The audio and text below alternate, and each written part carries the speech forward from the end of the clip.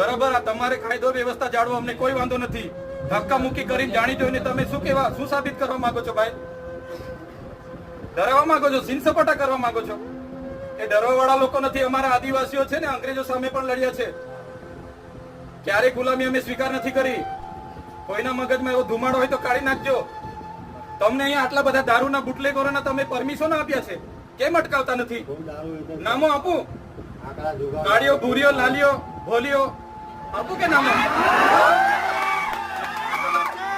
કરી દેજો. 10 પેટીના 5 લાખ, 20 પેટીના 10 લાખ હપ્તા તમારા કોણ કોણ લે છે બધી યાદી છે ભાઈ.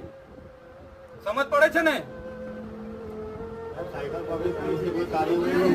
આટલો બધો તમે અહીંયા ગરીબો મજૂરો પરથી દંડ ઉઘરાવો છો વગર જોઈતો. તો આ ખાડા પડ્યા છે એના પર FIR કરો ને. લાયસન્સ નથી, આરસી નથી, વીમો નથી, એમ કરીને તમે દંડ 4-4 હજારના દંડ ફટકારો છો મજૂરિયાને.